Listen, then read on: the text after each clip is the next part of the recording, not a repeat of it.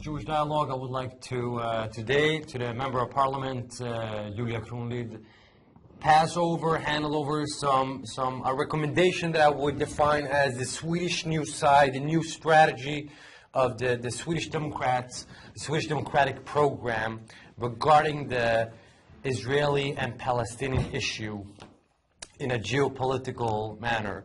So first of all, it's a very simple, briefly, 7-point program where it's an action program where we firmly believe in this is the most optimal way for you as a Swedish National Christian Party to stand side by side with the only democracy in the Middle East, which is Israel, the state of Israel, with its thriving democracy, with its thriving diversity most of all. So just to summarize up,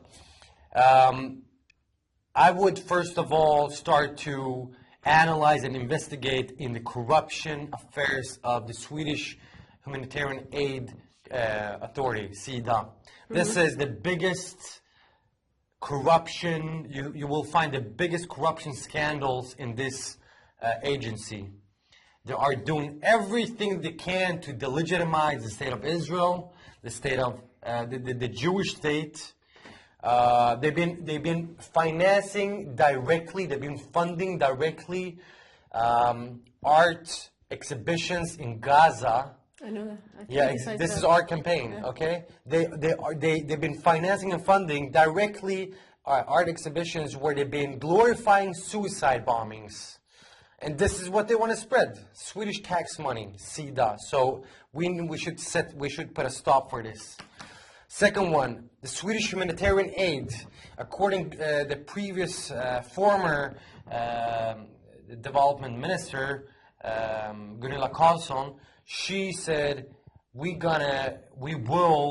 threatened the Palestinian Authority, the so-called Palestinian Authority, by decreasing the annual amount from 720 million Swedish crowns, once again 720 million Swedish crowns annually, to 500 million Swedish crowns. Why should we decrease it? Take it off all the way. This is money that goes to not to the poor so-called Palestinians, Arabs. This is money that goes directly to the thieves and to the political corrupted leaders of the so-called Palestinian establishments. So we need to decrease it from 720 million to zero, nothing. No more Swedish tax money to the corrupted thieves of the Palestinian Authority. We said that. The third point, the Swedish embassy should not be in Tel Aviv. It should be in the capital of the state of Israel, which is Jerusalem, which is the undivided, the eternal capital of the state of Israel. Undisputed, nothing else to discuss about. The Palestinian embassy of Sweden should be revoked. There shouldn't be a Palestinian embassy. They updated. They were the only party that said no to that. Bravo. Only party in all the other parties said yes. We said first they should be a country, and then they should have an embassy. Exactly. Only embassies to countries. They are not the country. Even though they don't have a country, they could have a consular, but not when they are partnering up with Hamas. Sweden is an extremely good example, a bad example on partnering up with terror regimes. Sweden today is cooperating with the Islamic Republic of Iran, the biggest exporter of state-funded terrorism. Hamas, Hezbollah is the two most prominent organizations, and they are working throughout their proxies, through their embassies and ambassadors throughout the world to exporting terrorism. The Islamic Republic of Iran. We should kick out these people. If Sweden is a democracy, we should fulfill that by kicking these embassies and people out. All right. My fourth point, the Swedish church, what is their actual task? What is their actual assignment? It is a theological institution or a political institution? That's a good question. You need to raise this because we don't want to see the Bishop of Sweden, to partner up with the so-called Palestinian cause and once again delegitimizing the state of Israel and the Jewish people.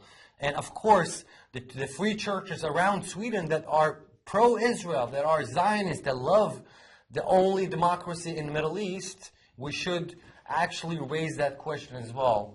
The Swedish church is a corrupted organization, and they have totally left the original path, which was supposed to be a theological institution and not a political one.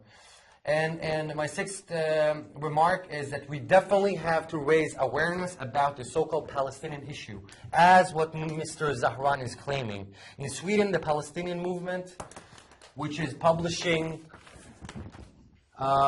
magazines with state-funded money, like Isolate Israel. This is from one network, and then you have from the one of the most prominent one, the PGS, the Palestine Groups of Sweden. This is all propaganda. This is all hatred not from the Muslims. This is the interesting. For once, it's not hatred from the Muslims. This is hatred by the Swedish left. Yes. All right. So I don't want to delegitimize or condemn the Swedish Muslims. This is the Swedish left, the Swedish Social Democrats, the Swedish Left Party. They don't believe in the state of Israel's existence. And this is their legitimate way by taking tax money and publish this. And of course, since we have this propaganda, one of the biggest lies we are sharing in Sweden, unfortunately, is the support of the BDS movement. Why should we boycott factories in Judea and Samaria, in the so-called West Bank, when if we're gonna close down these factories, who's gonna be without work? It's gonna be the Arabs, not the Jews, not the Israelis. Yeah. We have to once again to condemn the BDS movement, because it is extremely dangerous and destructive if we're gonna go on. My last point is to once again to revoke the status that UNRWA shares for the Palestinian refugee status, that they always, from generation to generation, are sharing the same refugee status, no matter if they're born here and so on. So thank a lot. Thank you very much for coming.